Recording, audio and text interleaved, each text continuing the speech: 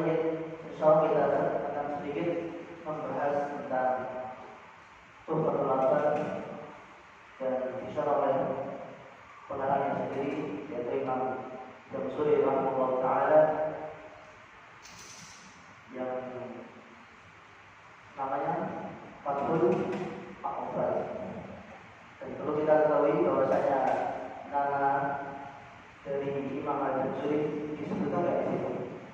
Disebut Sulaiman bin Husain Al-Jamsuri bin Muhammad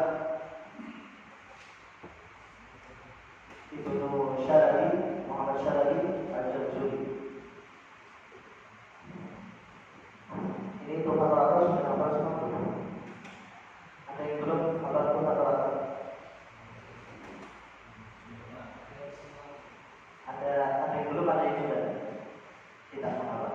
Kalau bisa dihafalkan.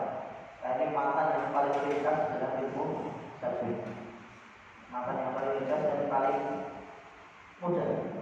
Karena banyak matan-matan tajwid itu yang isinya juga macam-macam. Ada yang kalau Tuhfatul Athar kan dia fokus ke hukum dan mat, hukum dan mat. Kemudian matan Ibnu Jazari, Muqaddimah Al-Jazariyah itu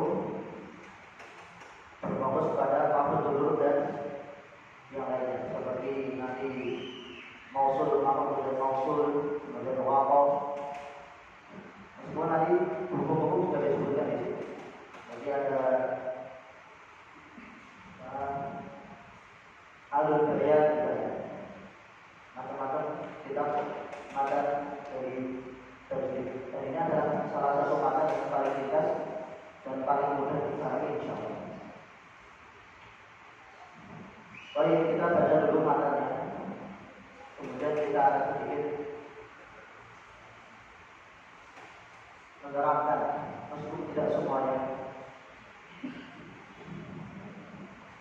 Pertama, beliau mengatakan dalam baitnya Bismillahirrahmanirrahim. Dan ini Bismillah di sini beliau menuliskan Bismillah pada awal manzumahnya. Yang pertama adalah untuk mencari keberkahan. Bagaimana sabda Rasulullah SAW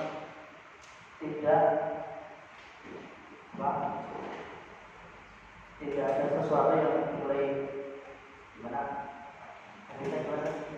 Kulo saya kita tahu di basmalatan, kulo diambil, lalu tahu di basmalatan, bahwa aktor awal dari manzil barakah.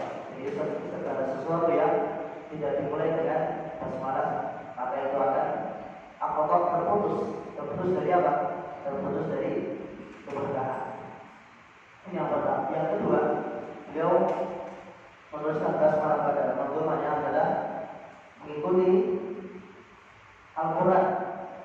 Bagaimana Al-Quran yang sudah ada pada di depan kita semua, setiap suratnya diawali dengan basmalah, kecuali surat atau ini yang kedua.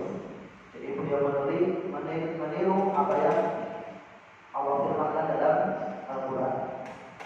Kemudian yang ketiga, beliau meniru Rasulullah Sallallahu Alaihi Wasallam. Setiap kali beliau Rasulullah mengirimkan surat kepada raja-raja kafir pada zamannya, maka beliau selalu menuliskan Bismillah pada awal surat.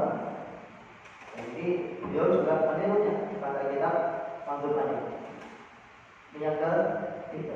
Dan yang keempat, beliau meniru para ulama ketika para ulama menuliskan kitab, mengarang kitab, menyusun kitab, maka tidak ada kitab-kitab matan-matan para ulama yang tidak diawali dengan basmalah. Nah, ini ada 4 faedah yang bisa kita ambil dari basmalah. Yang pertama apa tadi?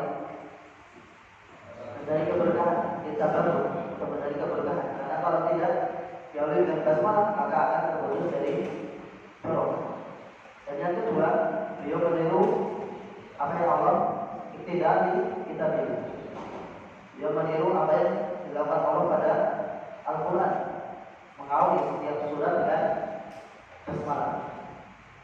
ketiga, beliau meniru Rasulullah SAW setiap mengirim surat pada raja-raja kafir pada zaman, menuliskan basmah di setiap awal suratnya. Dan yang keempat adalah tidak ulama, dipilih ulama. Ketika mereka mengarang kitab, menyusun kitab, maka para ulama mesti memberikan basmalah pada awal kitab. Kemudian beliau mengatakan yaqulu di rahmatil ghafuri daulat Sulaiman wal Jamzuri. Jadi beliau mengatakan yaqulu di rahmatil ghafuri, mengatakan Raji di sini siapa ya Raji? Sulaiman, pengarang kitab. Raji yang mengharapkan rahmatil ghafuri, rahmat dan maghfirahnya Allah Subhanahu wa taala. Dauman. Jadi sebenarnya di sini komanya di sini. Yaqulu di rahmatil ghafuri dauman. Ya dari mana rahmatuhu wa maghfiratuhu. Ini maknanya. Yang rahmat dan maghfirahnya terus menerus. Jadi dauman ini menerangkan tentang rahmatil ghafuri.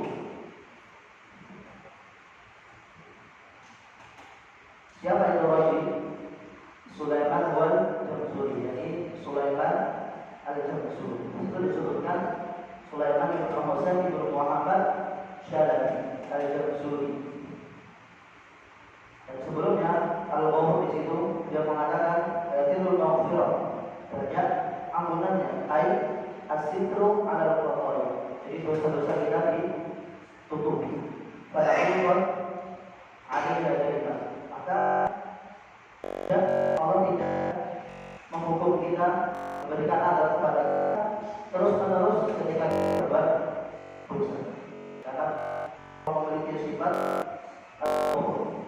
bahwa kita ditutup. Jadi setiap kita berbuat dosa bisa kita dihukum, bisa kita dan kita diampuni, ditutupi dosa kita. Kemudian Sulaiman wal Jamzuri, Sulaiman ibn Husain ibn Muhammad Syalabi. Kita bahkan bisa Asy-Syalabi, Muhammad Asy-Syalabi al-Jamzuri. Jadi Sulaiman, nama beliau adalah Sulaiman ibn Husain ibn Muhammad Syalabi al-Jamzuri. Ini ba'da ji, dengan mim setelah ji. Kama dzakara Sya'rani, sebagaimana yang disebutkan oleh Sya'rani dalam tabaqatnya.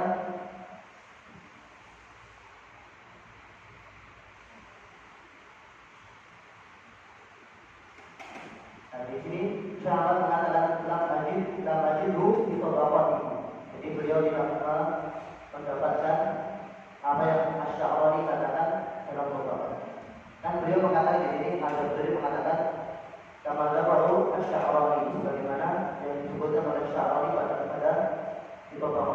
Dan Sya'rani mengatakan dalam kitabnya la majidu fi tabaqati, dan beliau mencari pada tabaqat Asy-Sya'rani dan tidak menemukan apa yang disebutkan oleh Al-Jamzuri di sini.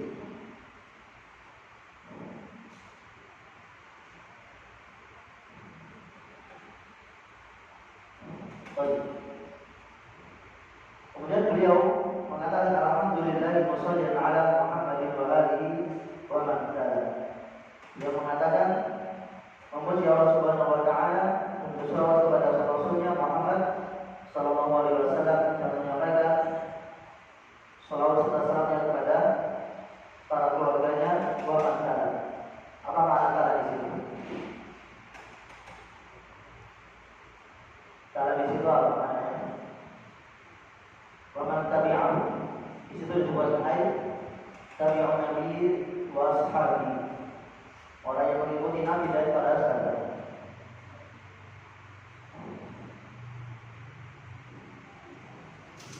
Kemudian selanjutnya beliau mengatakan bahwa adalah murid-murid, dan selanjutnya adalah murid-murid. Ini nama manzumah untuk murid-murid. tanwini wal hududi. Pada hukum-hukum nun binuni di dalam nun maksudnya apa? Hukum nun sukun. Buat tanwin dan hukum tanwin dan hudud dan hukum-hukum mad seperti mad jaiz, mad wajib, mad tabi'i, mad lazim. Tetapi beliau menyebutkan di sini binuni wa tanwini wal hudud. Apakah cuma nun sukun, tanwin dan hudud? Ternyata tidak. Ternyata beliau menyebutkan di dalam manzumannya ada hukum mim sukun juga. Ada hukum alif lam, lam ta'rif dan lam af'al. Tetapi mengapa beliau cuma menyebutkan pada bagian yang ketiga wabah bahatan dan murid-muridi binuni wa tanwini wal hudud? Cuma disebutkan tiga saja, nun sukun, tanwin dan hudud. Mengapa? Karena untuk meringkas kalau beliau menyebutkan bahwa Tuhan dan murid-murid itu dibatasi di bawah budi, walini, walam, walam asawatin, ini kepanjangan. Jadi seperti yang sahabat ajarkan kepada kita, beliau menyebutkan bahwasanya ini adalah penyebutan yang sedikit untuk yang banyak. Jadi disebutkan sebagian, bukan berarti khusus cuma sebagian saja yang disebutkan. Padahal nanti diterangkan lebih banyak lagi. Karena nanti kita akan menemukan hukum nun bertasdid, mim bertasdid, hukum mim sukun, kemudian hukum lam sukun juga. Jadi cuma disebutkan sebagian, namun maksudnya adalah lebih banyak lagi. هذا القرآن يوحدنا لطريق